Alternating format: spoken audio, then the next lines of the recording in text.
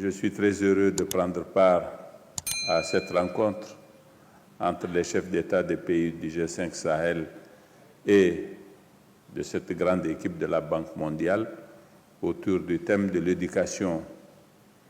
Si nous ne devrions pas discuter des questions de sécurité comme nous y sommes condamnés malheureusement ces dernières années entre responsables des États du Sahel, la seule question qui mériterait de façon prioritaire notre discussion, c'est la question de l'éducation. Je suis très heureux par conséquent que nous ayons aujourd'hui cette opportunité. Car en effet, tous ces jeunes qui sont mobilisés aujourd'hui dans le terrorisme, ils ont ensemble une grande caractéristique, c'est de n'être jamais à l'école ou tout au plus d'y avoir été, mais de façon totalement insuffisante.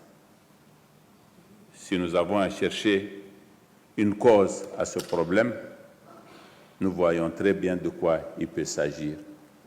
Nos systèmes éducatifs n'ont pas été à la hauteur des responsabilités des dirigeants et des peuples du Sahel.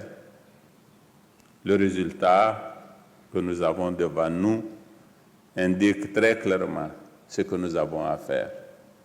Promouvoir nos systèmes éducatifs dans nos différents pays respectifs de façon à faire en sorte que nous donnions une éducation aux enfants et une formation qui leur permettent d'envisager l'avenir comme tous les enfants du monde, plutôt que d'avoir à faire ce qu'ils sont en train de faire aujourd'hui.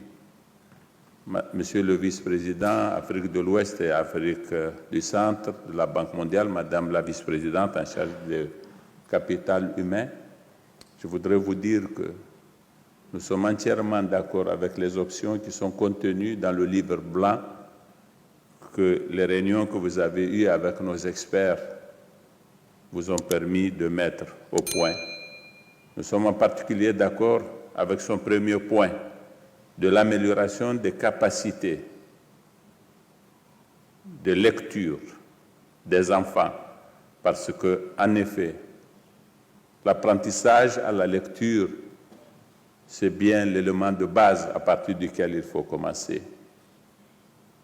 Nous sommes également d'accord avec la politique que le livre blanc compte promouvoir relativement à l'éducation de la jeune fille. En ce qui me concerne, j'ai décidé à cet égard de créer des internats sur l'ensemble des collèges ruraux du Niger où je pourrais avoir les moyens de faire en sorte qu'il en soit ainsi. Parce que les statistiques prouvent de façon très claire que ce sont les jeunes filles qui restent le moins à l'école, ce sont elles qui décrochent le plus vite et en grand nombre. Et si nous voulons que la moitié de la population de nos pays profite de l'éducation, il nous faut en créer les conditions à travers des mesures de ce genre de discrimination positive, parce que c'est une condition justement pour que nous puissions assurer la promotion de notre système éducatif véritablement.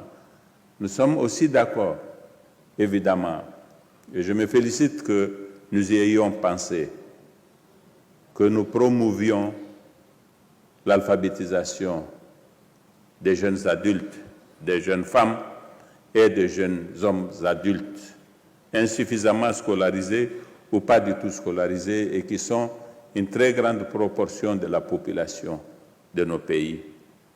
J'ai l'intime conviction qu'en cette ère de nouvelles technologies de l'information, un minimum d'alphabétisation donnerait des capacités à nos citoyens qui seront de nature à avoir un effet très positif sur l'économie de nos États, tout simplement. Je suis venu ici justement pour encourager ce que nous comptons faire avec un partenaire important dans le système de l'éducation. La Banque mondiale a un portefeuille de projets importantes dans différents domaines, mais dans ce domaine crucial de l'éducation, et ma présence ici à Nouakchott est la preuve de ma volonté de poursuivre ce programme avec la Banque mondiale, l'encourager et faire en sorte que nous puissions atteindre de bons objectifs. Je voudrais pour finir vous remercier sincèrement, Monsieur le Président de la République de Mauritanie, pour l'accueil chaleureux qui nous a été accordé.